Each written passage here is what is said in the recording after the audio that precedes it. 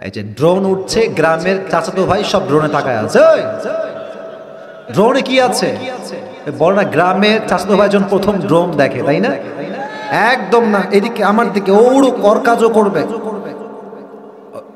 একজন এই এই এই হ্যাঁ, বসো বসো, নতুন আসছো, নতুন, খবরদার ঠ্যাং ভেঙে ফেলবো একেবারে জায়গাতে। এই মাহফিলে আসা যাবে, বসা যাবে, শোয়া যাবে, উঠে যাওয়া যাবে না, ঠিক কিনা বলেন? ইসলামী মিয়া বছরে একদিন আসছে, উঠে যাবা, খবরদার। কেউ যদি দেখেন উঠে যাচ্ছে, ওর লুঙ্গি টাইনা ধরে বসাই দেবে, খুলে যেন না যায়, খবরদার উঠবা না। তাকবীর দেন সবাই, লিল্লাহি তাকবীর। আমার রংপুরের ভাইরা আমাকে উত্তর দিবেন জবান খুলে, দিল খুলে। জান্নাত আমরা সবাই চাই কি চাই না?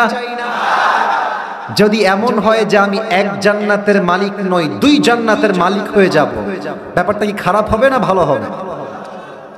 সূরাতুর রহমান ২৭ নম্বর পারায় আল্লাহ তাআলা বলছেন, ওয়ালিমান খাফা মাকাম রাব্বিহি জান্নাতা।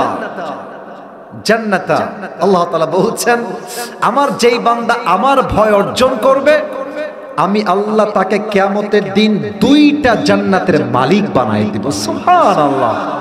এই হচ্ছে তাকওয়া অর্জনের লাভ, এটা হচ্ছে ব্যবসার বেনিফিট, এটাই হচ্ছে আপনার ইন্টারেস্ট, এটাই হচ্ছে আপনার মূল আগ্রহের জায়গা, এই হচ্ছে লাভ। এবার বলেন তো তাকওয়ার সংখ্যা কি হতে পারে? কে জানে কোনটা? তাকওয়া কাকে বলে?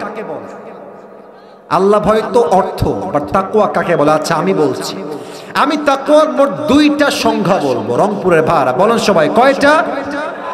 আমাকে উত্তর দেন তো। ইসলামের দ্বিতীয় খলিফা যিনি ছিলেন, দ্বিতীয় খলিফা, সেকেন্ড খলিফা, তার নাম কি ছিল?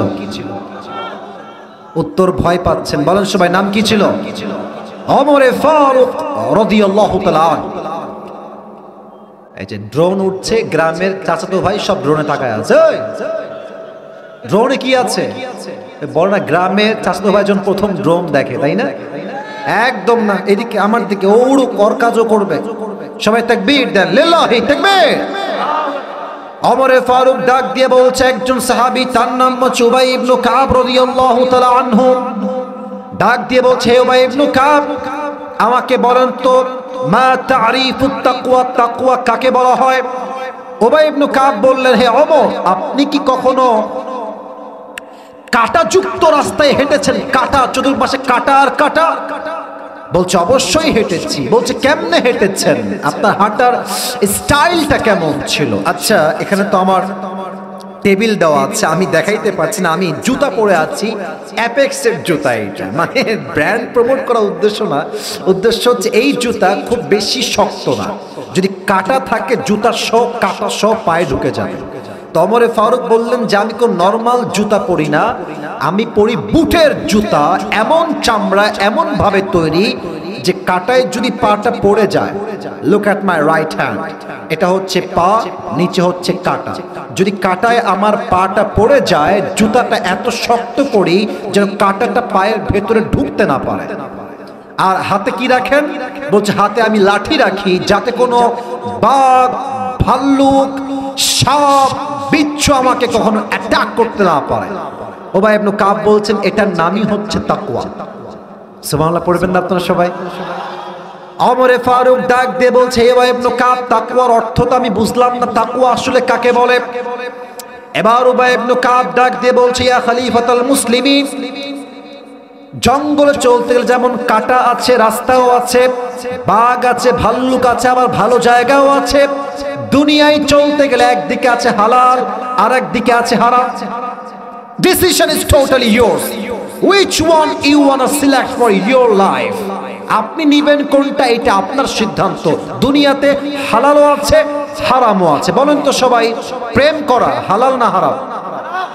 আরে বেটা হালাল। হালাল কবে? বিয়ের আগে না, বিয়ের পরে। ঠিক আসতে বললেন কেন? বলেন সবাই ঠিক আছে কিনা কথাটা? আমি খুব অবাক হয়ে যাই যে আপনাদের রংপুরে সেই দিন আমি একটু বের হয়েছিলাম হাঁটার জন্য। আমি অবাক হলাম যে আসলে কি জানেন, দিনদার মানেই যে বোরকা পরবে, বোরকা পরলেই যে দিনদার হয়ে যাবে, ব্যাপারটা মোটেও এরকম নয় যুবক ভাইরা। তুমি দেখবা পার্কে রাস্তাঘাটে যত মেয়ে ওপেনলি প্রেম করে বেড়ায়, তার বেশিরভাগ বোরকাওয়ালিরাই প্রেম করে বেড়ায় রংপুরের ভাড়া। আরে বাবা, দেখে মনে হবে হাতে মোজা, পায়ে মোজা, মুখটা কি সুন্দর নিকাব দিয়ে মুখটা ঢাকা, মনে হবে यार ये तो अभी के अभी जन्नत से भाग के दुनिया में आई है, ये तो कन्फार्म जन्नती है यार। এত কনফার্ম জান্নাতি মেয়েটা কি করছে? তখন একটা কথা মাথায় রাখবা, আসিফ হুজুর বলেছিল এগুলো হচ্ছে উপরে ফিটফাট, ভেতরে পুরোটাই সদরঘাট রংপুরের ভাড়া। এটা হচ্ছে হারামকে তারা অ্যাকসেপ্ট করেছে, হালালকে তারা অ্যাভয়েড করেছে, তারা মুত্তাকির কাতারে পড়ে না। আচ্ছা, আপনারা সবাই জানেন যে সরকারি চাকরি পাওয়ার জন্য মামা খালু লাগে, এবং পাশাপাশি চা নাস্তা করার জন্য বেশি না 5 লাখ টাকা হলেই চলে।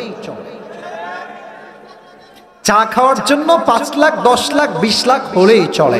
আমি আমাদের প্রধান উপদেষ্টা ডক্টর ইউনূস সাহেবকে বলতে চাই, আপনি থাকা অবস্থায় আইন পাস করেন, যেই ছেলে বা যেই অফিসার বা যেই কর্মকর্তা চাকরি নেওয়ার জন্য ঘুষ চাইবে, ওর জিহ্বার টান দিয়ে ছেড়ে ফেলতে হবে যুবক ভাইরা। আপনি হারামকে যদি অ্যাভয়েড করতে পারেন, হালালকে যদি অ্যাকসেপ্ট করতে পারেন, আপনাকে মুত্তাকি বান্দা হিসেবে কবুল করবে একজন, তিনি কে? আচ্ছা, ডিসেম্বর মাস চলছে, এটা কি গরমকাল না শীতকাল? আপনারা মারাত্মক অ্যাক্টিভ, খুব ভাল লাগে ওয়াজ করতে। গরমকাল না শীতকাল? আপনারা দেখবেন আপনাদের দিনাজপুরে প্রচুর কুয়াশা পড়ে, তারপরে আপনাদের ঠাকুরগাঁও, নাম তো শুনছেন সবাই তাই না, ওখানে প্রচন্ড কুয়াশা। আমি নিজে মাহফিল করেছি তো, প্রচন্ড কুয়াশা।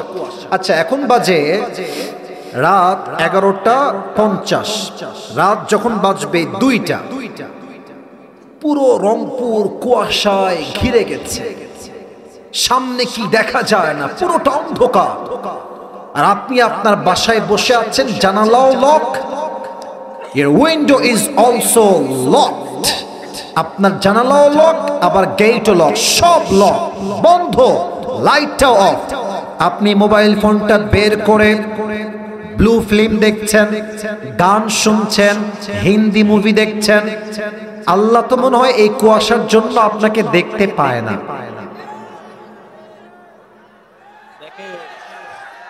আল্লাহ অন্ধকার লাইট তাই দেখতে পায় না, আল্লাহ কুয়াশার জন্য দেখতে পায় না। পায় না কি পায় না?